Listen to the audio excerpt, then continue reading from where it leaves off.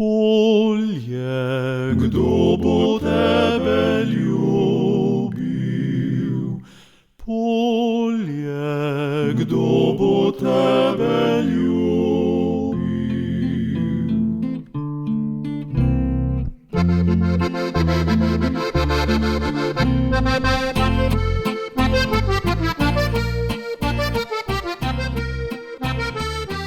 Spoštovane poslušalke in spoštovani poslušalci, lepo pozdravljeni. Pred nami je še nekaj dni avgusta. S 1. septembrom vremenoslovci pravijo, da že stopamo v meteorološko jesen. Nekatere napovedi za prihodnje dni kažejo na to, da bomo do te meteorološke jeseni pravzaprav imeli še en manjši vročinski val s temperaturami tam okrog 30 stopinj. No, nekatere druge pravijo, da bo kakšne 2 stopinji manj, pa tudi kakšna kaplja dežja.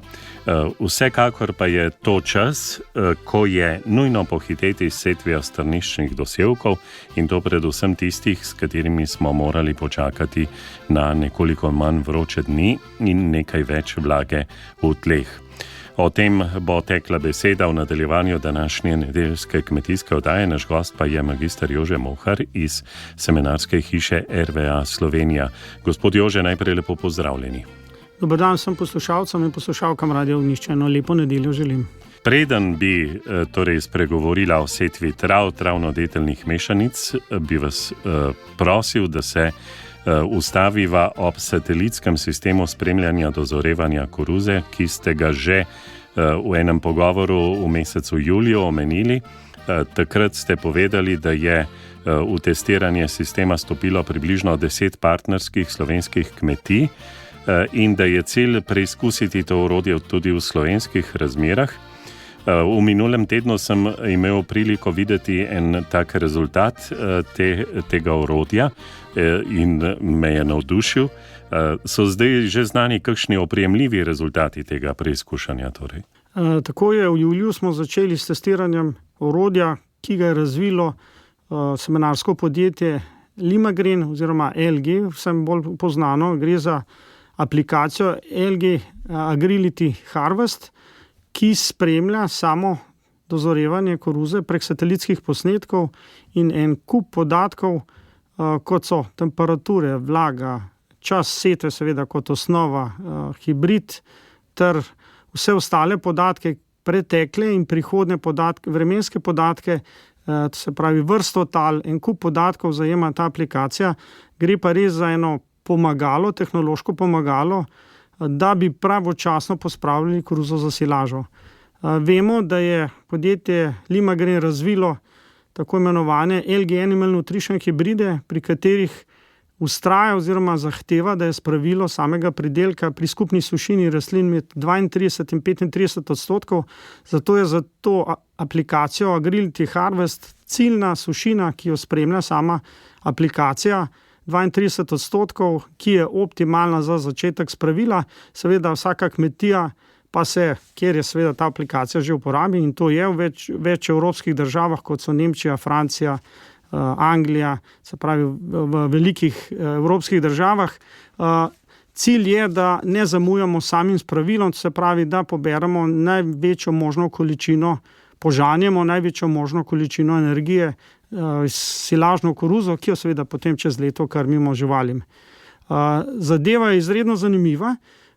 Naš cilj v letošnjem letu je, da primerjamo, to se pravi podatke, ki jih dobivamo iz satelitskih posnetkov njiv, spreminjanja barve teh njiv, ki seveda sama aplikacija je bila umerjena že v drugih državah, vendar naš cilj je, da umerimo še pri nas in primerjamo z dejanskimi sušinami, ki so pomerjene iz vzorcev v laboratorijih, oziroma če se kdo loti sam tega merjenja v pečici, se pravi pravim letem povprečnega vzorca, odvzemom vzorca z njive, primerjanjem s tem, kaj pravi pač aplikacija, satelitski posnetki. V bistvu zadeva je na en način mogoče zelo podobna sopotniku, ki ga v Sloveniji bolj poznamo, se pravi spreminjanje barv, upoštevanje en kup podatkov, kot sem že omenil v samem uvodu, to pomeni meteoroloških podatkov, tal in tako naprej. In prvi rezultati, ki smo jih pred parimi dnevi videli, to se pravi primerjavo odvzetega vzorca na njivi in napovedano sušino prek aplikacije, neverjetno 0,5% odstopanja od pomerjenega z aplikacijo in dejanskim izmerenim rezultatom v laboratoriju, kar je za moj občutek vrhunsko in se mi zdi ena res zanimiva zadeva, se pravi tehnološka pomoč za živinorejce, za pridelovalce koruze, za silažo, za prihodnost, kajti očitno nam sateliti lahko pomagajo tudi pri kmetovanju oziroma predvsem pri uspešnosti kmetovanja, kajti namen tega je, da bomo poželi recimo Algae Animal Nutrition koruze s največjo možno energijo za živali, ki bomo potem čez leto krmili s to silažo, ki nastane iz takšne požete koruze. Kaj je mogoče sklepati torej o letošnjem letu, o letošnji vegetaciji koruze, če se opremo na te rezultate, ki jih ponuja ta satelitski sistem? Zgleda, da bo žetev morala biti opravljena precej prej. Tako je, zelo dobro vprašanje. No, letošnje leto, če poslušamo naše meteorologe, nas ves čas opozarjajo, da smo priča izredno toplemu letu in tudi te najsodobnejše aplikacije, kot je Agrility Harvest v tem primeru, merijo same temperaturne vsote, pomeni temperature od same setve koruze pa do datuma žetve, ki ga napoveduje ta aplikacija, se pravi, rečemo vsote temperatur in primerja z dolgoletnim povprečjem. V tem primeru sama aplikacija, če se ustaviva še vedno pri njej, primerja temperature 10-letno povprečje s letošnjimi temperaturami. Kar opažamo na različnih lokacijah v Sloveniji, da so te temperaturne vsote presežene, temeljito presežene, kar pomeni, da pričakujemo same žetve koruze silažo v večini primerov kar za 10 do 14 dni prej, kot je to normalno recimo v povprečnih letih. Vemo, da večina Slovenija ni utrpela neke večje suše oziroma preveč dežja v spomladanskem času in zato nekje tudi zabita tla, se pravi zelo zbita tla, predvsem zaradi preobilice padavin, kjer ni bilo okopavanja, mrzdo opazil, da je koruza seveda slabše rasla in bo imel slabši pridelek.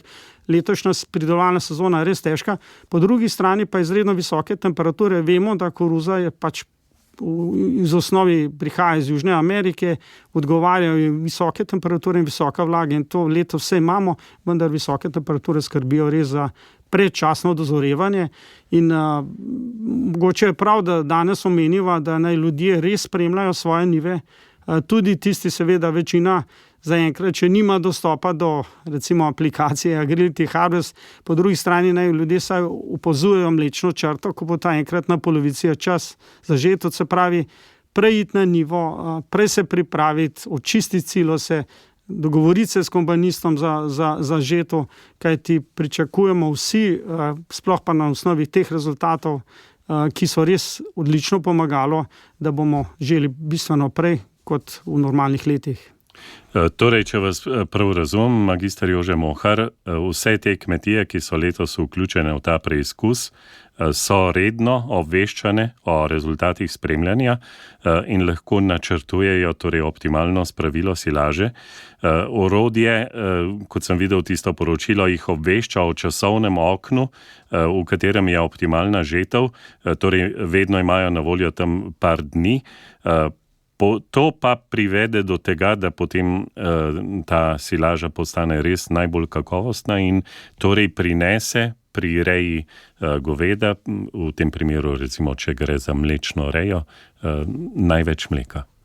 Tako je, sama aplikacija je res odlično zasnovana in tudi že preizkušena, ne še v Sloveniji, ker pač letos se prvič srečujemo z njo, ampak vidimo, da so prvi rezultati res odlični. Ko smo začeli s samim preverjanjem poročil, je sama aplikacija v dogovoru seveda z Limagrenom pošiljala poročila za te testne kmetije na en teden. Zdaj, ko pa se vedno bolj približujemo sami žetvi, pa praktično kmetije po elektronski pošti dobivajo ta dnevna poročila vsake 3 dni, tako da lahko spremljajo razvoj sušine oziroma suhe snovi celotne koruzne rastline in so seveda se lahko bolj pravočasno in bolje pripravijo na samo žetev, predvsem z namenom, kot ste že omenili, da ne bodo zamudili, da bodo poželi koruzo, ki bo imela 32 ali pa recimo največ 35 sušine v tem žetvenem oknu, in seveda spravili koruzo z največ možne energije za prirejo mleka oziroma prirejo mesa, se pravi za najbolj gospodarno rejo. Cilj same aplikacije, še enkrat, je pomoč, pomagalo rejcem, da spravijo najboljšo možno koruzo za silažo in jo tudi seveda dobro silirajo in seveda krmijo najboljšo možno osnovno krmo čez celo leto, kar pa seveda zagotavljajo tako imenovane LG Animal Nutrition koruze, ki imajo visoko prebavljivost vlaknine in seveda kvaliteten škrob za samo prirejo v govedoreji. Se mi zdi, da predvsem tisti večji govedorejci se zdaj sprašujejo, bo mogoče drugo leto vstopiti tudi njim v ta program, v to spremljanje. Oziroma, če drugače vprašam magister Jože Mohar, kaj se iz teh rezultatov lahko naučimo drugi? Recimo kmetija, sam sem videl ta primer za Dolenjsko, okolica Trebnjega, bo morala požeti koruzo zadnje dni avgusta. Verjetno sosedje imajo zelo podobne razmere. Tako je. Sama aplikacija oziroma satelitsko pomagalo, če tako rečem, nas uči, da seveda ne zamujamo, spremljamo, kar velja seveda za eno kmetijo, velja tudi za sosednje kmetije. Vemo, če so tako imenovani zrelostni razredi koruze približno enaki, koruze zelo približno tudi druge sorte koruz približno enako dozorevajo in pomeni, ko je čas na eni kmetiji, ki seveda to ve zaradi same aplikacije, seveda čas tudi na drugih kmetijah. To se pravi, ne čakamo, da se bo nam koruza posušila ali da bo prezrela in bomo imeli kasneje težave s tlačenjem, pregrevanjem silaže, slabo prebavljivostjo koruzne silaže in tako naprej in manj uspešno rejo. Tega si ne želimo seveda.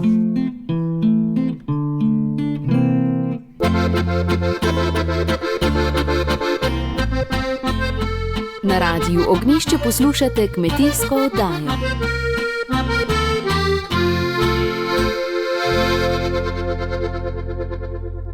Naš gost v današnji nedeljski kmetijski oddaji je magister Jože Mohar iz semenarske hiše RVA Slovenija, bolj poznana pod imenom blagovne znamke Agrosat. Torej, prej sva se ustavila ob zanimivemu spremljanju dozorevanja koruze, ki lahko prinese zelo veliko slovenskim kmetijam. Zdaj pa greva k dosevkom, tako kot sem obljubil na začetku današnje oddaje. Nekateri, ki imajo njive na sušnejših področjih, magister Jože Mohar, so se kljub temu, da je letos več padavin kot minula leta, ubadali s propadanjem nekaterih strniščnih dosevkov. In potem drugih njiv naprej niso sejali, so rekli, počakali bomo na drugo polovico avgusta, zato da se te vroče razmere, vročinski val umiri. Sonce je mlade rastlinice dobesedno zažgalo, so mi rekli kmetje. V tem primeru je šlo za krmno ogrščico.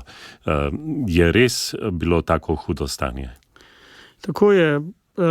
Ob tem vprašanju seveda zadanemo ob zahteve skupne kmetijske politike, sploh za te neprezimne dosevke, kjer zahtevajo, da so njive ozelenjene do 15. avgusta oziroma velikega šmarna. V letošnjem letu smo bili priča seveda spet vročinskemu valu, zelo visokim temperaturam, 35 in tudi 37 stopinj Celzija, kar je prevroče za normalno kaljenje vseh strničnih dosevkov. Zato se bojim, da so prave razmere za samo setev postale šele zdaj po velikem šmarnu, ko smo dobili dež, nekoliko ohladitev, temperature vseeno ne presegajo dosti 30 stopinj Celzija. Tla so vlažna, prej so bila presuha in ni bilo možno niti jih marsikje dobro pripraviti, ker strnišča že niso bila obdelana, ampak setev brez dvoma ni bila uspešna. Tako tudi mi dobivamo vprašanja, vsejali smo vašo mešanico za ozelenitev, pa zdaj sam plevel raste. Seveda, ker ravno včeraj sem odgovarjal nekomu, da ali rastlinice niso skalile, ali pa so skalile in propadle, ker vemo, da tudi jutranje nočne temperature so bile visoke, se pravi presuho, predvsem pa prevroče in to niso pogoji za samo kalitev strničnih dosevkov. No, zdaj, ko se pa po velikem šmarnu so se seveda razmere bistveno izboljšale, če pogledamo ven, vidimo, da v jutranjem času vidimo, kje je že tudi megle, se pravi nekoliko višja zračna vlaga oziroma po vseh teh plohah, nevihtah, pogosto tudi višja zračna vlaga, temperature so se nekoliko znižale in po mojem mnenju so zdaj res ugodni pogoji za setev in je treba pač pohiteti. Lahko pa povem, da vsi ti strnični neprezimni in prezimni dosevki, njihova setev je uspešna še vedno, tudi še v prvih dneh septembra, se pravi v prvi dekadi, prvih 10 dneh septembra smo lahko zelo uspešni tudi z njihovo setvijo, kajti želimo si, da so v jesenskem času dalj časa zeleni. Če govorimo o neprezimnih, tisti, ki bodo propadli, o prvi zmrzali, o prezimnih, ki bodo zeleni praktično celo zimo. Želimo si to pokritost tal, organsko snov, shranjevanje dušika, se pravi vse prednosti, ki prinašajo neprezimni in prezimni dosevki. Zato, če komu ni uspelo posejati zaradi pač različnih razlogov, predvsem zaradi vročine ali pa da mi je posevek propadel, to seveda lahko ponovi in bo seveda nekaj dobrega storil za pač svojo njivo in za samo, da ne rečem, in zadostil se pravi ukrepom, ki jih zahteva kmetijska politika. Ja, prav ta kmet je bil zelo kritičen, je rekel, od nas zahtevajo, da upoštevamo dobro kmetijsko prakso, ampak sejati v zemljo, ker se dela oblak prahu, ko veš, da ni prav, zato ker te pač preganjajo, da je potrebno do 15. imeti ozelenjeno, ni modro. Torej, nekaj bo potrebno spremeniti pri teh zahtevah skupne kmetijske politike, ki v tem primeru so slovenske zahteve, ker vsaka država postavlja sama datume.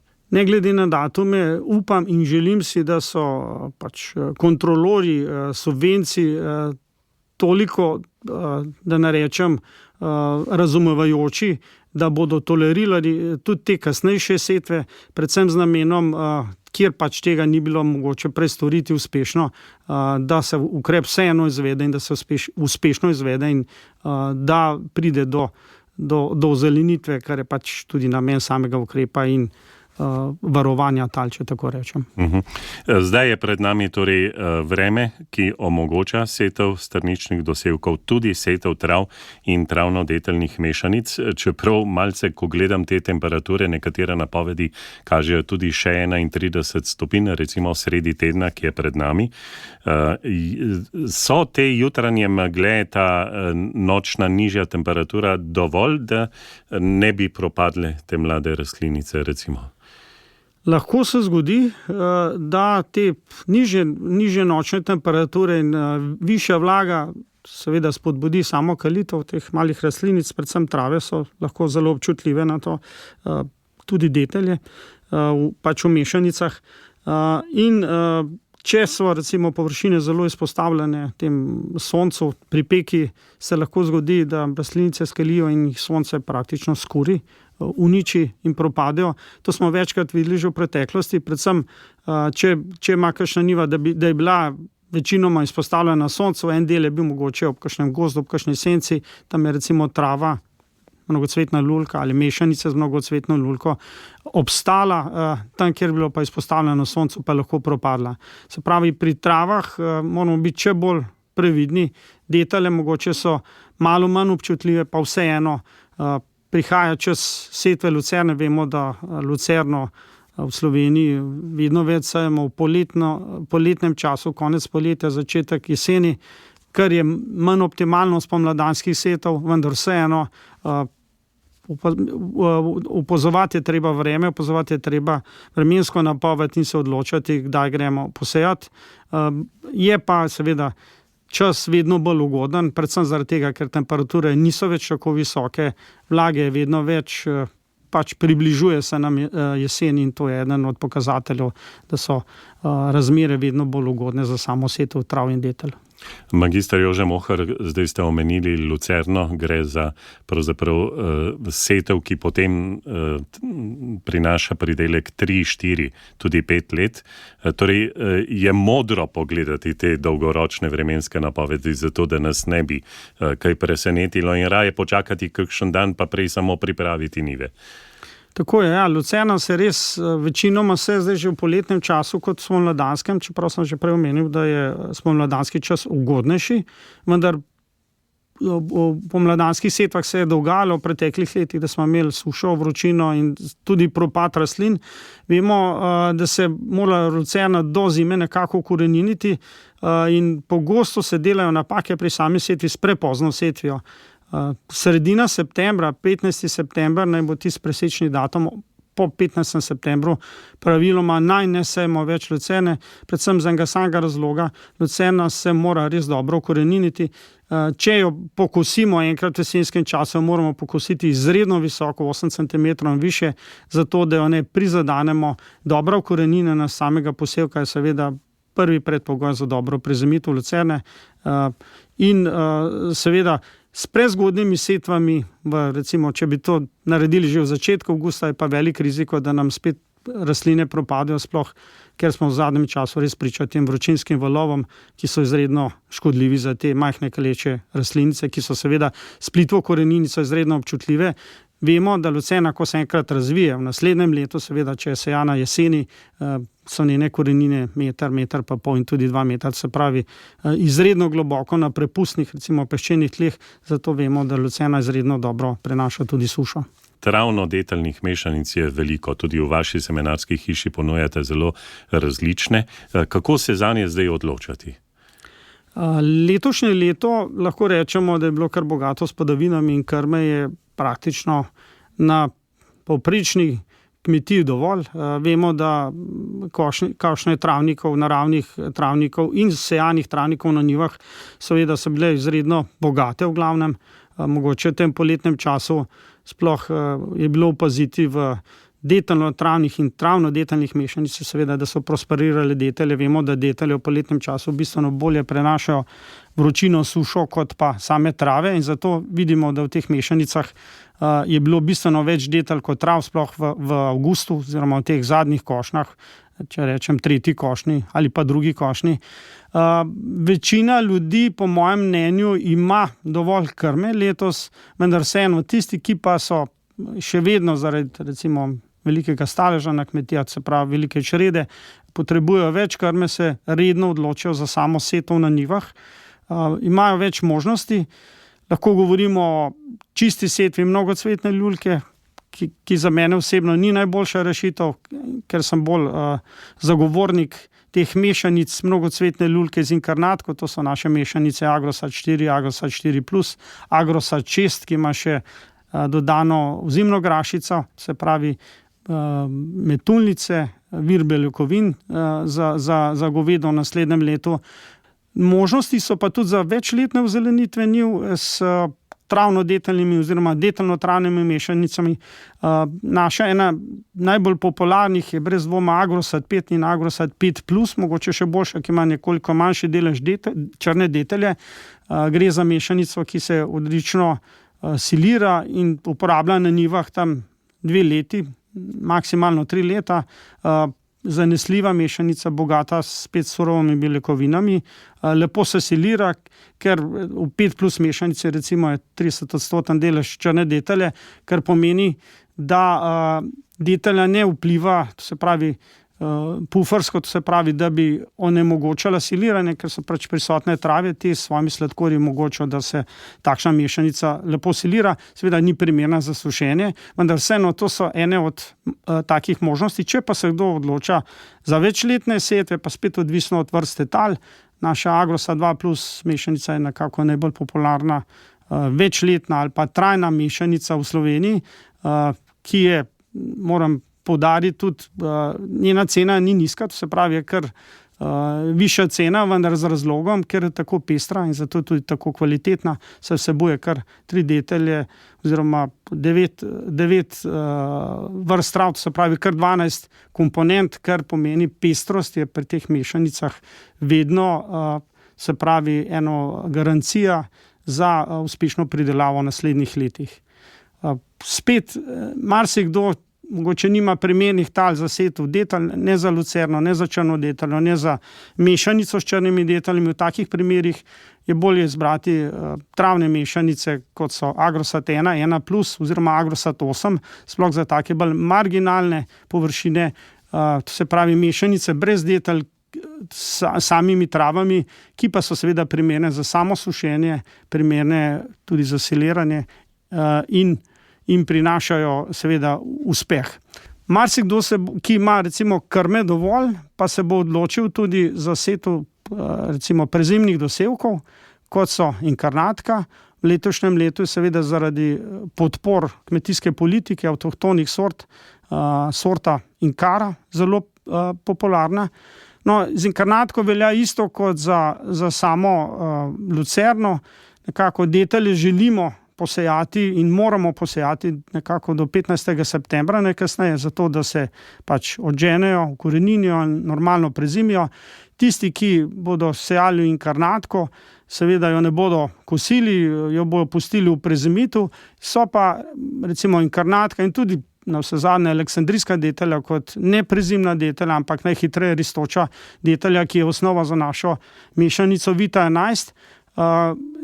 To so zelo dobri predposevki v kolobarju pred drugimi kulturami, recimo pred koruzo, odlično, predvsem zaradi vnosa organske snovi, vnosa dušika, ki ga te doprinesejo, saj so pač, vemo, metuljnice sposobne vezati atmosferski dušik v svojo biomaso, če tako rečem, in to pomeni po obdelavi njive v naslednjem letu, se pravi v spomladanskem času, pripravo za setev, je to seveda garancija za boljše pridelke teh glavnih kultur, ki sledijo, in za trajno rodovitnost tal, se pravi vnos organske mase. To je predvsem izredno pomembno za poljedelske kmetije, ki nimajo organskih gnojil, živalskih organskih gnojil, in seveda morajo na ta način skrbeti v kolobarju za vnos organske mase in dušika, še enkrat. Veliko dobrih informacij ste nam natrosili. Za konec, magister Jože Mohar, vidim, da imate tudi posebno brošuro s temi dosevki, kjer lahko verjetno se dobi v trgovinah. Tako je. Letošnje leto smo izdali nov prospekt za trave in za dosevke. Poudariti je treba, če ga kdo ne bi dobil v trgovini, kjer je tudi na spletu. Tako, na spletu je ves čas dostopen. Ena dodana vrednost tega prospekta je pa gotovo tudi nekaj strokovnih prispevkov, kar smo v Agrosatu v zadnjih letih zelo vajeni početi oziroma radi naredimo, ne da samo ponujamo pač naše rešitve semenskih mešanic dosevkov in trav, ampak da tudi poskušamo našim kupcem pomagati pri samem kmetovanju s določenimi nasveti, ki so gotovo neka dodana vrednost in omogočajo seveda boljše in lažje kmetovanje. Za konec prošnja za še en nasvet, recimo, kateri dosevki pridejo v poštev za pridelovalce krompirja, torej dosevki na njive, kjer bodo drugo leto sadili krompir, in bodo najverjetneje te dosevke jeseni, torej pred zimo, podorali, zato da se ta zemlja pripravi pravzaprav za krompir. Ker sem tudi sam pridelovalec krompirja in imam z tega področja tudi precej izkušenj, dolgoletnih izkušenj, tudi manjši pridelovalci, vrtičkarji, večinoma to kar že vejo, sprašujejo, kaj sploh posejati. Rešitev je kar nekaj. Najbolj znane so bela gorjušica, oljna redkev. Jaz v mojem primeru doma na naši kmetiji smo posejali melorativno mešanico Vita 12, ki ima osnovo melorativno redkev in dodano belo gorjušico. Se pravi, to so same križnice, ki zahtevajo neko manjšo količino dušika za normalno rast, pa to pač niso detelje in same niso sposobne ustvariti dušika. Njihova prednost pa je, da s svojimi koreninami sploh meliorativna mešanica globinsko zrahljajo, zbita tla, ki so bila zaradi obilice padavin mogoče preveč zbita in že zaradi spomladanskih in zimskih padavin, če tako rečem. Po drugi strani pa vsa ta zanjena masa, ki jo praviloma moramo novembra pred to pravo zmrzaljo zaorati v tla, prinaša seveda tudi, če le možno in da imamo dovolj dober plug, ki bo se pravi obrnil, nesel ves ta zelen del v tla brez predhodnega mulčanja, te rastline tvorijo plin, procesu rečemo biofumigacija, ki zmanjšuje prisotnost oziroma zmanjšuje populacijo talnih škodljivcev, kot so strune in tako naprej, in poskrbi s svojimi koreninami in ostanki listja, stebel, da so tla seveda rahlejša in bolj primerna za obdelavo in seveda ugodnejša za rast krompirja v naslednjem letu. Poudariti pa je treba, da bela gorjušnica in oljna redkev zmanjšujeta tudi prisotnost gljive bela noga ali rizoktonija, rečemo stujko, ki je lahko v določenih letih, ko je po sajenju krompirja hladno, lahko tudi težava, ker vemo, da gljiva je praktično prisotna v vseh tleh in če na ta način spet zmanjšamo prisotnost gljive v tleh, smo pomagali, da bomo imeli manj težav s kakovostjo pridelka krompirja v naslednjem letu. Ja, magister Jože Mohar, hvala lepa za vse te nasvete, za pojasnila. Bo zanimivo spremljati, kaj bo konec septembra pod črto prinesel ta sistem spremljanja dozorevanja koruze. Me zelo zanima in upam, da bova lahko o tem še kaj rekla pred zimo.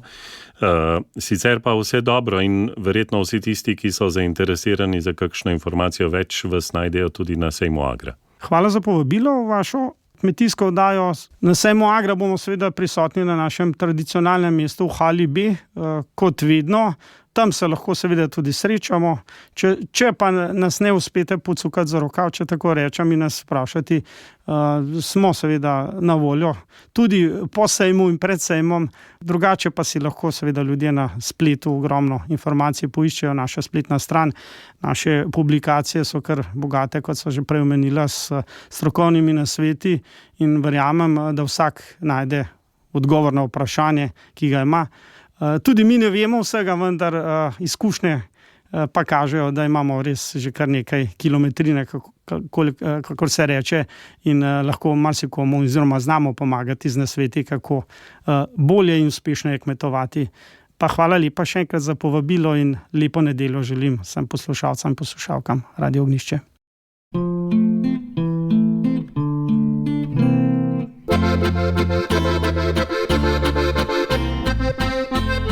Zavedajmo se, da nas kmetijstvo vse preživlja.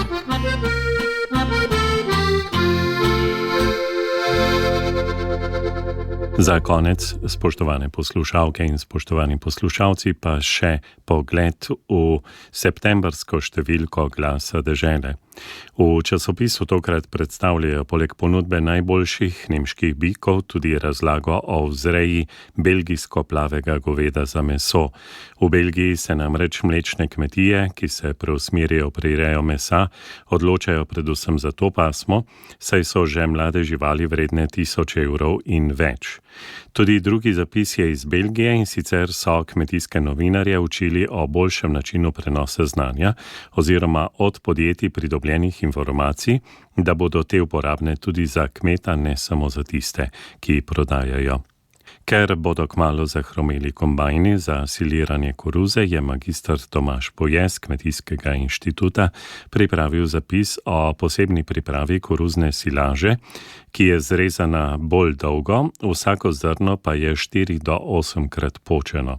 Zakaj omenjamo silažo? Iz preprostega razloga, ker nekateri strojniki so že opremljeni za takšno siliranje, predvsem pa bodo pridobili rejci pri višji prireji mleka. Stroški se zaradi takšne silaže ne povečujejo. Sicer pa so v članku predstavljeni tudi drugi načini in proizvajalci drobilnih bobnov. Ko boste članek prebrali, vam bo vse bolj razumljivo. Odločitev o tem, kako boste silirali, pa je tako ali tako na vas in seveda odvisno od tega, kateri kombajni so v vašem okolju sploh na voljo. Jesen je čas, ko kmetje spet začnejo sejati. Oljno gorščico smo z naših polj bolj ali ne pregnali, četudi je izredno koristna za tla in okolje, pa še s prodajo ni težav. Nekateri pa seveda še vztrajajo in v Glasu dežele so objavili strokovni nasvet za pridelavo kot tudi za varstvo. Veliko se govori o pridelavi zelenjave. V Glasu dežele redno najdete nasvete za profesionalne pridelovalce kot tudi za vrtičkarje. Tokrat so pripravili nasvet za setev endivje ter poznega graha, kot zanimivost pa možnost pridelave kurkume v Sloveniji. Za konec pa seveda pogled na cene mleka in govejega mesa ter reportaža s kmetije, kjer veljata tradicija in znanje, predvsem pa se lahko pohvalijo tudi zanimivim načinom prodaje mleka na domu. Toliko za danes, v časopisu seveda precej več in ker smo v času sejma Agra, lahko ogledni izvod Glasa dežele dobite tudi na sejmu, torej v hali A, tik ob vhodu na prostoru Govedorejskega poslovnega združenja, ki je lastnik Glasa dežele. Še vedno pa tudi velja, da lahko ogledni izvod dobite v elektronski obliki, le poslati jim morate prošnjo na elektronski naslov uredništvo@glasdezele.si. Tako, lepe dneve, ki nas bodo s tem tednom pripeljali tudi v september.